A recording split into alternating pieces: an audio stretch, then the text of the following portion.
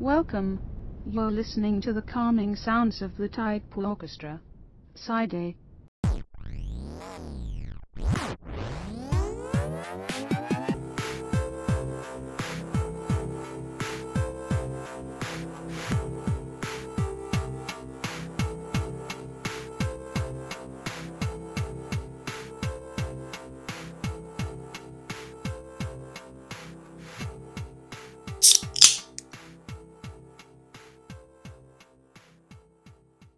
Hello and welcome to another exciting podcast, TIdepool Orchestra, episode 28, going up March 1st, this Friday.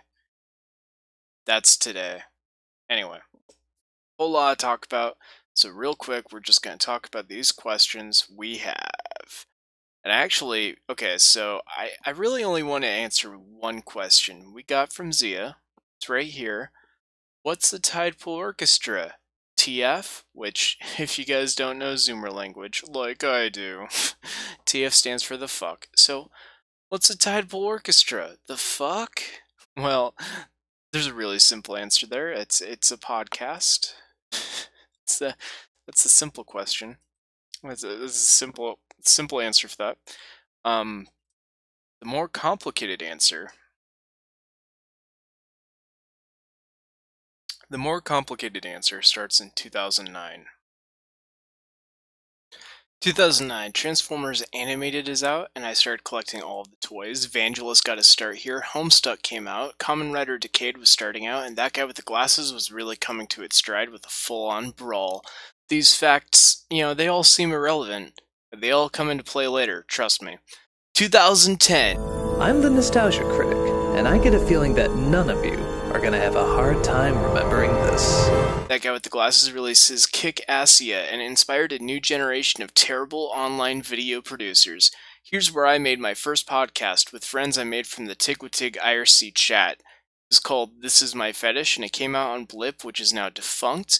We had guests. Skitch, the music producer for Kick-Assia, came on the podcast, but I just asked him to do an impression of the Cinema Snob, because I was a dumb teenager, so he never talked to me after that. We later did an episode with the Gaming Goose, where I took his logo and name for the episode thumbnail, and he doesn't talk to me much either. I don't blame either of them for this, and I would like to formally apologize to both of them for how I acted 9 years ago. 2011.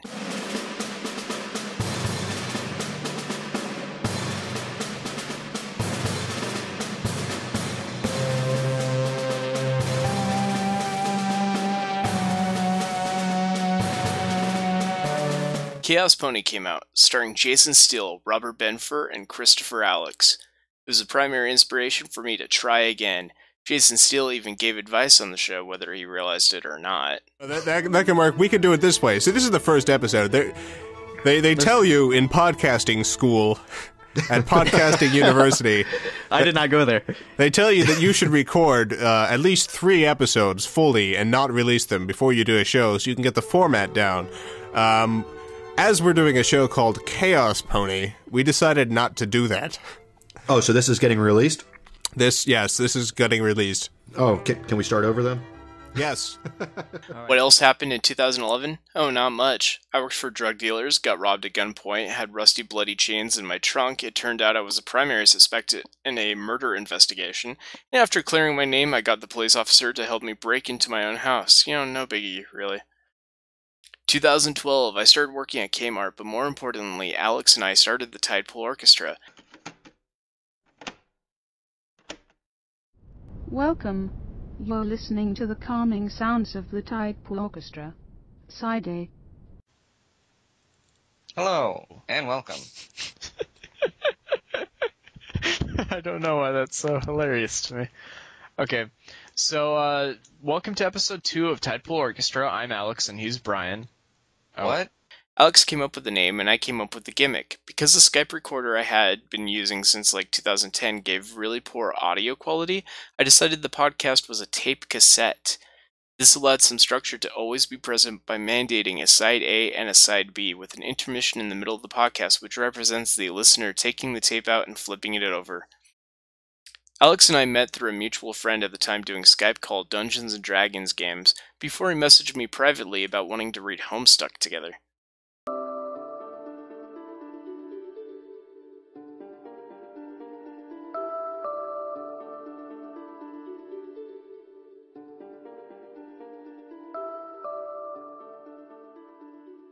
And this week, Idiot. You freaking plebeian. Get on my level. why do we even do this podcast when we clearly hate each other? Because we're spades. Okay. Homestuck humor. Podcast had its ups and downs, but through everything, it was a pleasure to put together every week. 2013.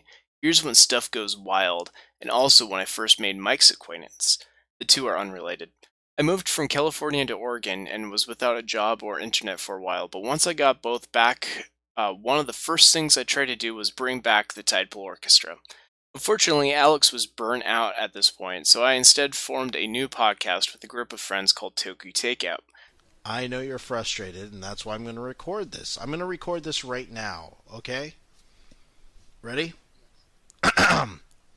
That's my click. That's where you're supposed to cut. Side note, I ended up studying Tumblr and produced a clickbait, informative slideshow called What is Tokusatsu and threw it up a few weeks ahead of time, where I got hundreds of notes within a few weeks and even got the attention of Tigwatig user Mars Girl. We had an audience.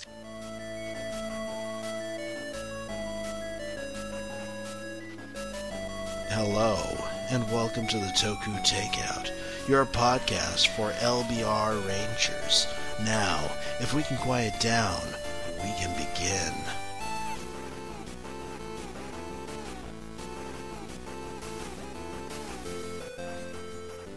Hello, and welcome to the Toku Takeout, the delightful podcast where... Ryan, that opening was terrible. Do it again. Toku Takeout lasted about 18 episodes and ended up having 3 guests. We got Kerbifer, an online animator, we got Vangelis, who I was a huge fan of since 2009, and we got Gigabeetle, who was amazing. Leave the recording in of something for the beginning, because I want to do something at the beginning of the episode. Sure. God. Yeah.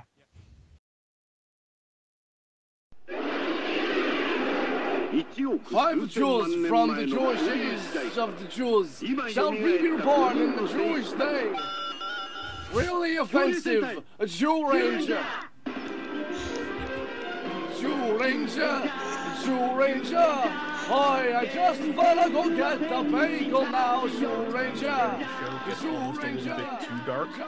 Like, not dark like horrible things happen, just like the mood of the show for episodes at a time is just such a downer that like watching it with RPM was like necessary, because otherwise I'd just be sitting there going like, man, Dragon Knight, what's the point of living? Yeah, but RPM got pretty dark too. I mean, I liked it when the Magno Giga was riding the Xeranos liner. That happened 4 seconds in. And that's cool because that's a giant Minotaur robot riding a giant Minotaur space train. Which is pretty badass. Yeah, what the fuck was the space train thing? And also, what the fuck was the flying castle? Do you want me to explain it? Yeah, go actually.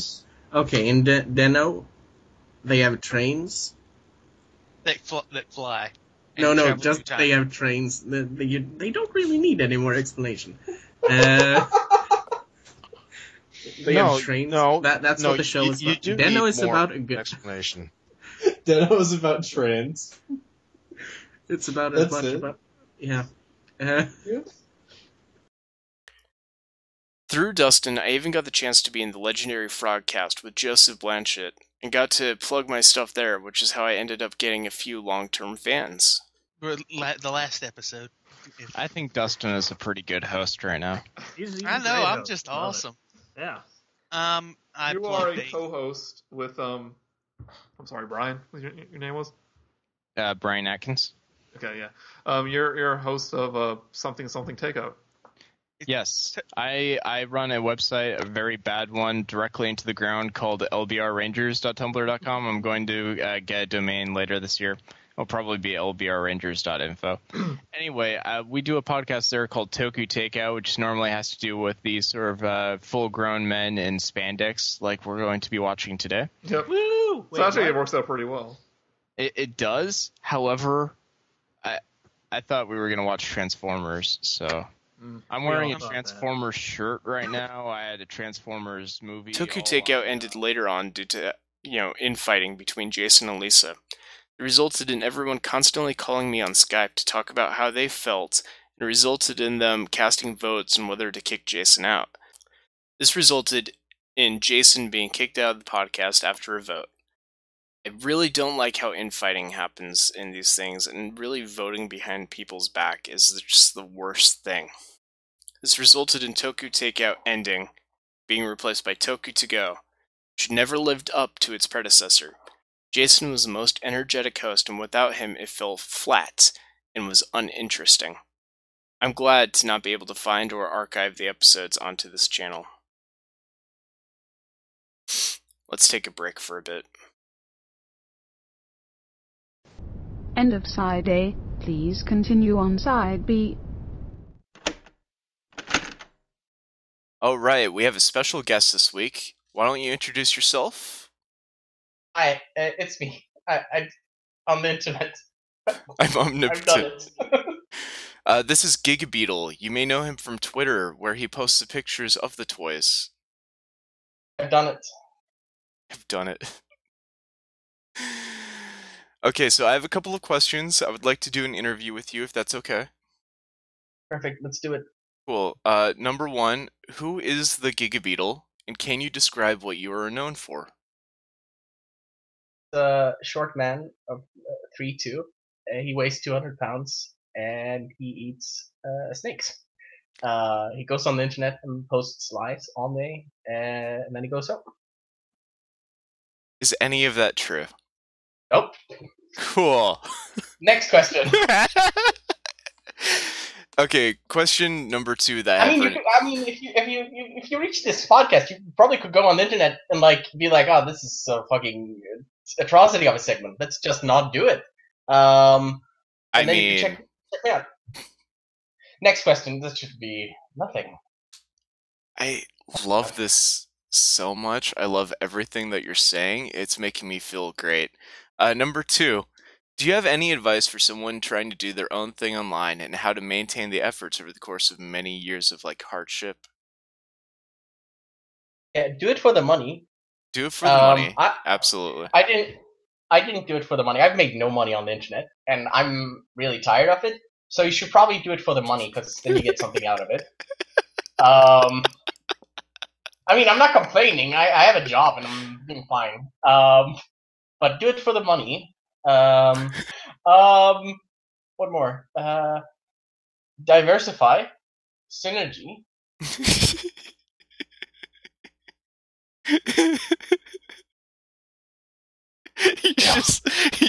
You're doing business words and you already spaced out and you can't think of a third one. I've been there. I know about a third one. Yeah. Okay, I was looking around my room for anything, and I just saw the DVD for Ong Bak. That's not how that's pronounced. So invest in DVDs. Invest in DVDs. That's the number one thing if you're trying to start out online. Next question. All right, so you started saying Is this too aggressive? No, I love it. I love being put in my place. Okay, so I wrote this question out, and then I heard you saying something while I was typing these out, and I thought, maybe I shouldn't have this question. But then I typed it anyway. We talked about? What? Don't worry about it. Don't even worry about it. All right, so my next question was, because you post pictures of Kamen Riders, have you been keeping up with the newest Kamen Rider show? That's being Kamen Rider Zio. Yeah, absolutely. Gio is one of the best ones. He is a high school student, goes to school, and monsters show up. I haven't. That's fine. Without knowing what it's about, can you hazard a guess?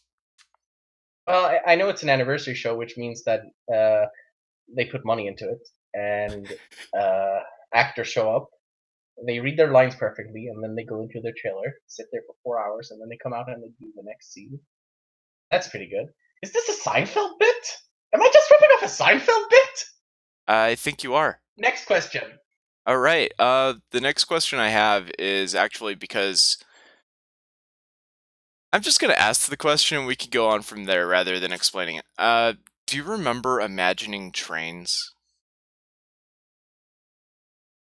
Dog Rock, 1960. Great. Did the whole thing. One night.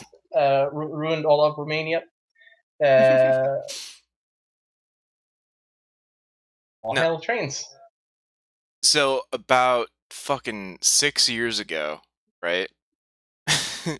Me and a group of friends, we did a podcast called Tokyo Takeout, and you were on that as a guest for 2 episodes. Do you remember that? I remember that. And also, I did a joke about prog rock. Yeah, prog rock. It's like rock, but prog.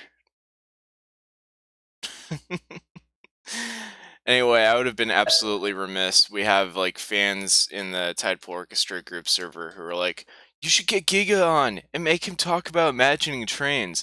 But no. You can talk about whatever you want, man. Yeah. I mean, I'm great at things coming to mind and you talking about them. Great things. Yep.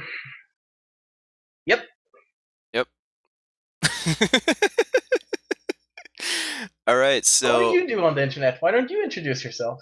Oh, well, my name's Brian. I make a bunch of videos on TIdepool Orchestra. This isn't easy, is it? No, it's not. You did great, but, you know. Doing an interview with somebody is really, really difficult because you have to, like, think internally about yourself while also maintaining, like, speed and humor. So I totally understand how it could easily flip to aggressive, and that's fine, honestly. Rather than being like, I can't believe it, or whatever, I think it's cool. We have this like friendly banter going on, where you call me a dick and you call me out on things. It's fun. Yeah, it's one of the services I provide. Yeah. I do bat mitzvahs and weddings. But not bar mitzvahs. Yeah. I'm just... It's also a Seinfeld bit I stole. I was gonna say something really bad. Don't do it. Okay. Just don't. Don't even acknowledge that you were going to. I mean, that's just bad. Have your bad, sinful thoughts in your head. Keep them there. This goes back to question number 1. What do internet do? Have a bad thought. Keep it into yourself. Let it internalize. Get angry at the world, and just think about it when you're alone. That, and also, have you ever heard the theme song to Seventh Heaven? If you listen to it like a bunch of times in a row, you'll like forget most things. I just love the fact that I've been like recording this as video, just basically having my notepad open with the questions. So when you said it brings us back to our first question, what do internet do? I just kind of like slyly typed that in. Fantastic. All right. I think this interview has been going on quite a bit. I would like to thank you for joining us today, Gigabeetle. Okay. Did you have fun? I did. Okay, cool. Well, where can people find you if they want to find you? They can't. Bye. And stop. Welcome back. You're listening to the calming sounds of the TIdepool Orchestra. Side B.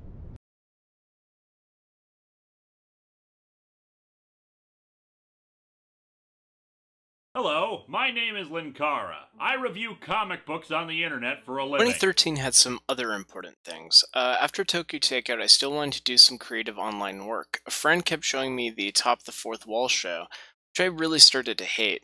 What should have been just a comic book review show quickly turned into convoluted storylines involving him fighting a mad scientist named Dr. Insano, as well as various characters that were clearly just the reviewer wearing different outfits. I got the idea to make a parody of this, where a cooking show host fought a mad scientist and a character that was clearly the chef in a different outfit, and thus Upon the Stovetop was born. Well, I guess I'm going to kill you now. Oh no. I mean, we have this back and forth going, you know, it's pretty good. We've had our laughs, but I really just think we should see other people. But I thought we were space married. Well, let me rephrase that. I'm going to kill you, and you will be dead, and then I will see other people. Oh no. And I was just about to make my world famous delicious meat pies. Do you want some? You want pie? Well, you know, I can't really eat any beef right now. I'm kind of on a diet. Is this a turkey recipe? It is. Yeah, alright, I can wait.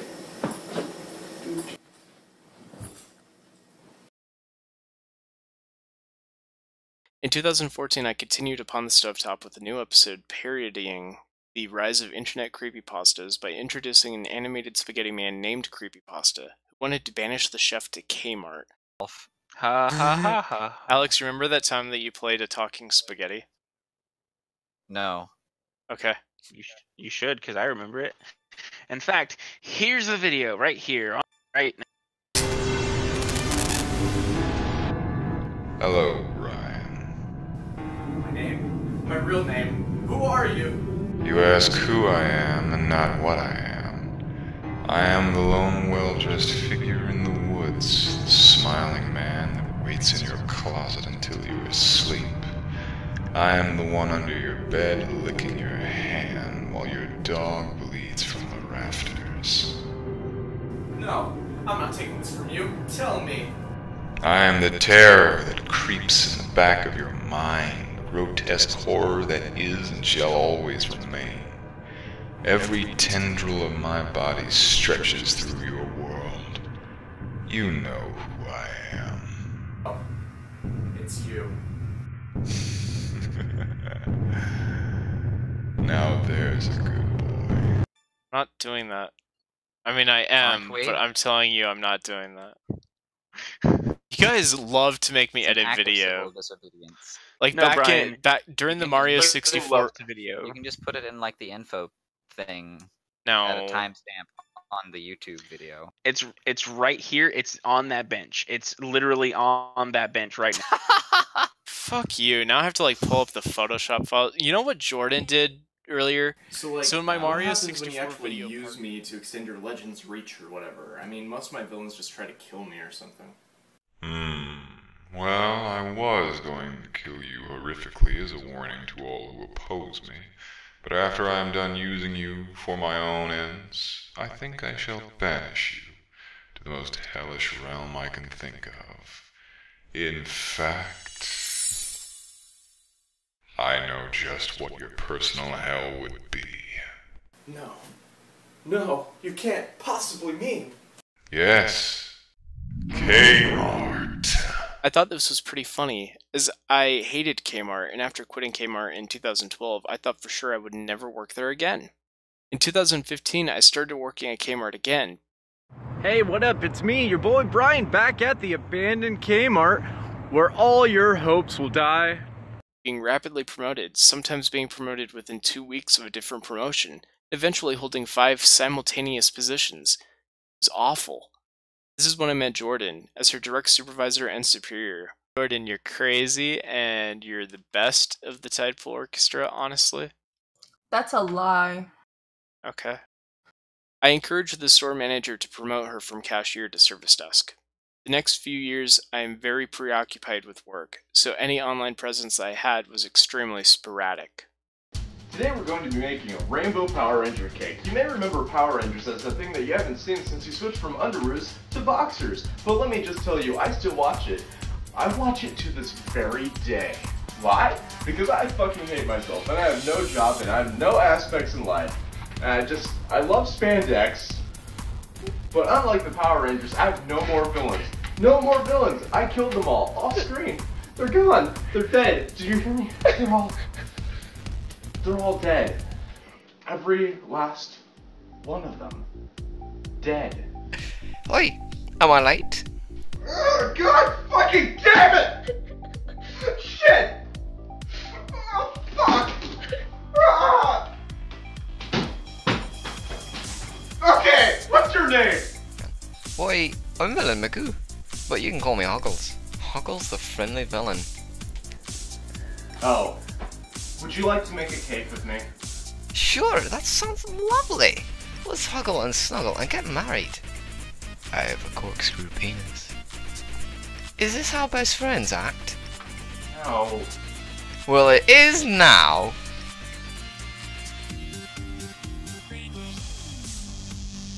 2017, I started looking at YouTube again and tried to do weekly reviews of Kamen Rider Build as it came out, as well as occasional cooking shows. It's been a really long week this last week. Everything's going wrong. Alright, Kamen Rider Build. Okay, so very important thing to do first.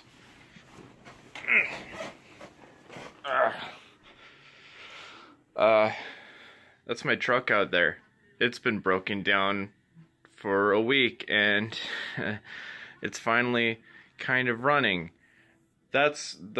These are the pain pills I'm taking because my kidneys are literally fucking shutting down. Alright. That wasn't supposed to be the first thing first. Need a Sharpie. Fucking...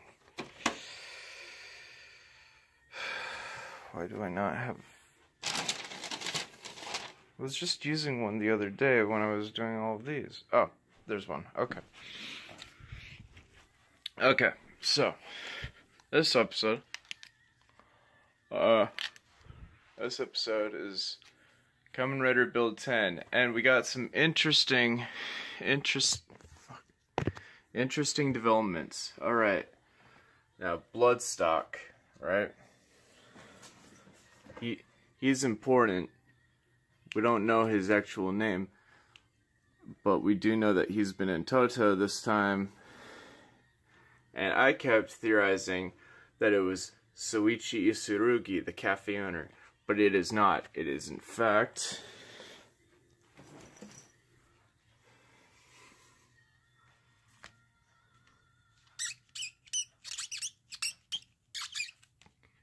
Katsuragi. I'm gonna fucking die this week. I swear to God. Alright, so. Earlier that year, I was laid off from Kmart when they laid off all, quote, non-essential full-time employees. Despite me working as the front-end lead, the receiving manager, the evening supervisor, and the hardline specialist simultaneously, as well as being the only one with a forklift license, I was deemed non-essential, I guess. Go figure. I got a job at a gas station the next day and just wanted something easier to do. 2018 is when I got my desktop computer and wanted a challenge. So the DS emulator, it's running a little slow.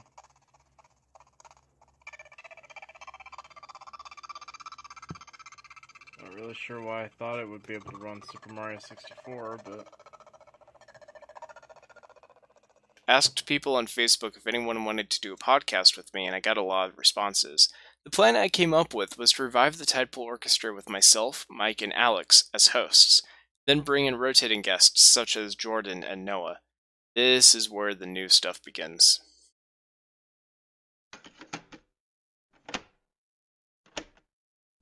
Welcome. You're listening to the calming sounds of the TIdepool Orchestra. Side A. Hello, and welcome to our premiere episode for the revival of the TIdepool Orchestra. I was your host of the old show. My name is Brian. Alex is not with us tonight, but our new regular co-host is Mike. Say hello, Mike. Hello, Mike. Yep. Wow, classic. So original. That's Jordan. What can I say? I'm Hi, old school. I'm Jordan. We also have Noah. Hello. Alright, that's everyone. Alright, cool. I'm so good at hosting. All right. You are good at hosting, Bry Guy. We're just gonna throw some things out. TIdepool Orchestra was a podcast formed in like 2011 or 2012. We had about 10 regular episodes with a couple of extra episodes after and around that. And then we went on indefinite hiatus, but we're back. We're back, baby. We're back! For A an dinosaur indefinite story. amount of time. The reason we started doing YouTube videos is a fun little backstory. Basically, I reached out to Dino Attendees about being a guest on the show because Mike and I were trying to figure out who to have as guests. Dino Attendees was really into the idea at the time, with the prerequisite that it's a video podcast, as he doesn't talk on camera. To this end, I started doing video game videos to create a stage persona and tried, getting guests on the show again. Cooking toast. It doesn't seem to work right here, but that's just because I have to reconnect the USB. And I know it sounds like I'm cheating by using a Raspberry Pi, but there's a very good reason for that. I am cheating. However, the neat thing about being a Raspberry Pi, though, is you can make it say anything you want on startup.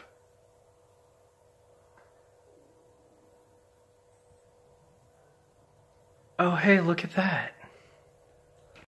Hey, Mario! What about you? What about me? Oh, I got into Transformers at a young age. I was born in '90s, in '91, so I actually started out with Beast Wars. So I have the exact opposite feeling. I dropped out around 2001 or 2002 when it started going back to cars and planes, and I'm like, oh, this is okay, but I like the animals more. And then I jumped back in Transformers Animated because when I was channel surfing and I saw Black Arachnia in it. Got crazy into Transformers Animated and collected literally every toy from that toy line, which was crazy because that was 2008, I think. So I was either 17 or 18 years old, and I hadn't had a Transformer since since I was 12. And then I collected all of them, and I just had all of my bookshelf filled with them. So Patrick, did you ever play Skylanders? Oh my fucking god! We're gonna talk about Skylanders. Yes, I used to. I haven't got the real evil Dr. Patrick in a few podcast episodes. Here's where the trouble started. Jordan and Noah both wanted to contribute more to the show and began competing in audio development. Jordan didn't like Noah's sense of humor and started calling me on Discord and asked if we could vote on whether or not to fire him. She even wanted to remove Alex, who co-founded the podcast 6 years prior. I told her up front I wasn't having any of this and told Noah directly so we didn't have a repeat of Toku Takeout. Noah reacted by giving a succinctly written 5-paragraph resignation letter and quitting on his own volition, which shook the rest of us to our core. I talked to Mike and Jordan about this and tried to press a response to get us back on track. This is what you wanted anyway, so why are you acting shocked? To which Mike responded, this isn't what I wanted at all, and Jordan was quiet. We tried to refocus and move on, but eventually things came to a head again in 2019. Over the past few months, Jordan focused less on making her own content and would dismiss praise or criticism indiscriminately. I blame myself, honestly. This is my fault for passive-aggressively encouraging them to match my output goals, which was fucked up. Last week, Jordan began criticizing my output again in private, suggesting that if I couldn't see a problem with the video quality on the videos that I was making for the entire group, this being the Monster Prom dating videos, that I must be blind or stupid. I snapped back, and she said, cool, I have better shit to do anyway. Basically, she was having none of it. So I finally put my foot down and pointed out that all she was doing was criticizing everything I did, without actually doing anything herself. She responded by leaving every group Discord she was in, unsubscribing from the YouTube channel, unfriending me on Facebook, and throwing everything away with one final remark. Well, I'm in college. Maybe I don't want to work at a gas station my whole life. I'm gonna fucking die this week. I swear to God. It's very unprofessional to talk about this on the show. Sure. But considering she still works at a service desk position, which is a position I helped her obtain as her direct supervisor while working with her, I think it was more unprofessional of her to act like she's so much better than me. I think I got really off track there. I don't know, I got distracted. What was the question? What was the question again? Oh, God. Let's just open this up. What was that question? What's a Tidepool Orchestra? The fuck? Yeah. It's a podcast. It's a podcast on the internet. No more, no less. Look, here's the thing, right? Like, I don't know what's gonna happen tomorrow, but it's another day. It's just another day. Just have to keep driving forward. Till then, this is Brian. Thank you for watching. Thank you for listening.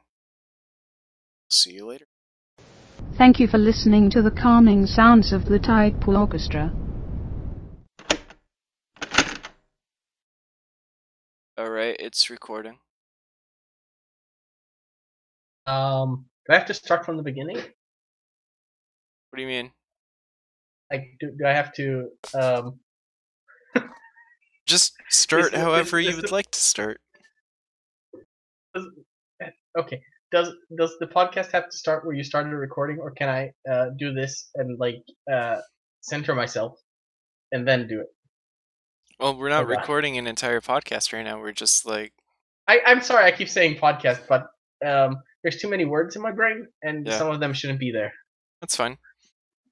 There's a lot of stress on me now, man. I'm sorry. It's okay. Hello and welcome to TIdepool Orchestra. It's one of the shows you can watch on YouTube, or other things you can watch out. Don't. This is one of them. With me today I have Brian. He's going to tell us about things. Don't laugh. I'm doing great. Question 1. The theme song for Seventh Heaven is pretty poppin'. Why did you ask me to listen to it? Alright, cool. I'll listen to the theme song for Seventh Heaven. Let me look it up right now, and then I can pull it up inside of the... Speedrun of Seventh Heaven theme song. Speedrun of Seventh Heaven. Seventh Heaven theme song. YouTube. Click. Question 2. Do you do any tricks with cards or other cards or parts? Do I do any tricks with cards? I play Yu-Gi-Oh! Occasionally. I have a bunch of Magic the Gathering cards. I have like a blazer that I wear occasionally that just has a deck of playing cards in it. I haven't learned much with cards, but I do have a trick where I tell people I have a card trick, and I pull out some cards, and then I shuffle the deck and then put them away and put them back in my pocket, and then kind of like look around the room, and then I say, well, was that a good trick or what? And I smile. Pretty good. Also, did you just try to tell me that having a blazer with a deck of cards in it was a trick in and of itself?